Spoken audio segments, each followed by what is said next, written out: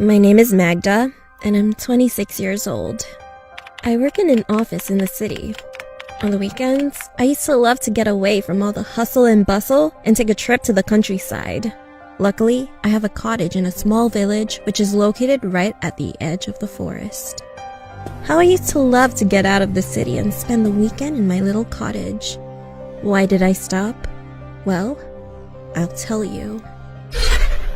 After a hard week at work, I needed to rest, so I decided to get out of town. I went home, packed my bags, threw them in the trunk, and drove off.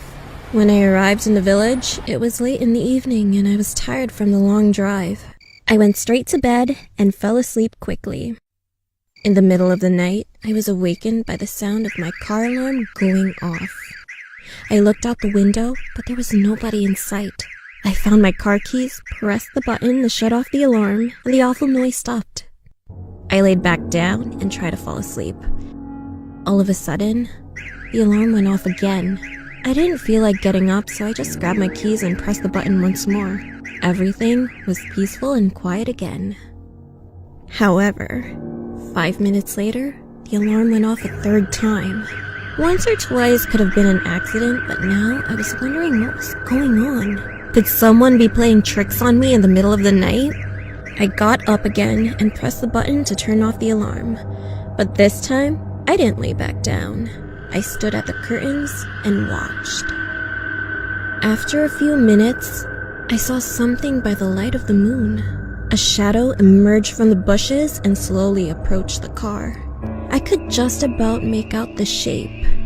It was something tall, skinny, and black. The figure reached out with its long, thin arms and knocked on the car. The alarm went off again, and quick as a flash, the dark figure retreated back into the bushes. At that moment, I realized what was going on and began shaking with fear. I turned off the alarm and continued to watch. The thing emerged from the bushes again, slid silently over to the gates, threw a hand through them, and removed the partition holding the gates closed. I was paralyzed with fear, and I couldn't move. My mind was overcome by panicked thoughts. What was it? What did it want from me? What was it doing? Would it ever go away? A shiver ran through my body, from my head down to my toes.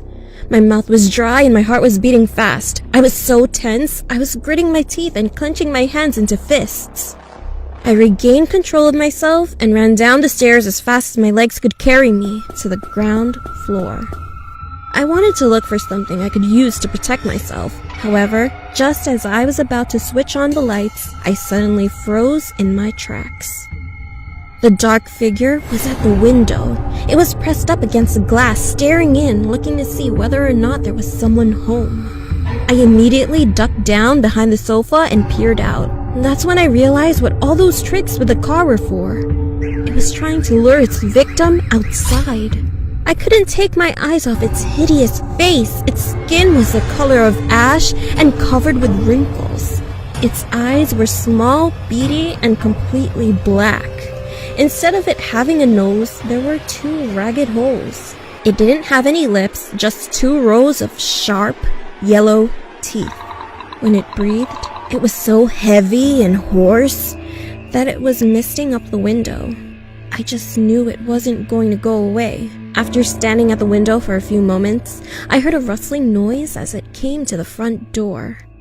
I watched as it tried to push its fingers through the gap under the door. The handle began to twitch wildly up and down. The creature emitted a chilling sound. It was not like a human voice. It was a deep, beastly growl, like an angry dog chewing on a bone. I knew that if it heard me, it would keep trying until it found a way to get into the house.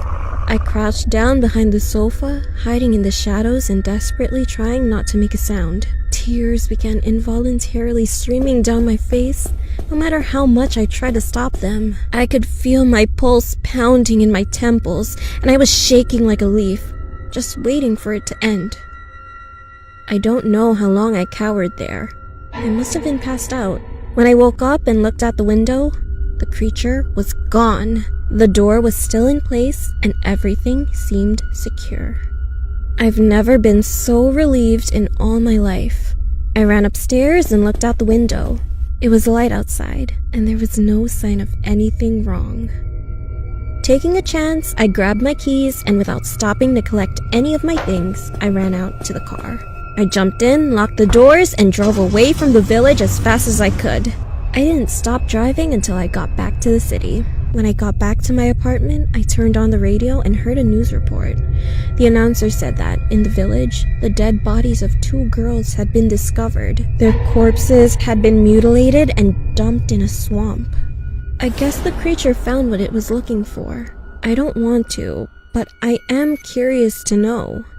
What would have happened if I didn't make the right decision of sprinting?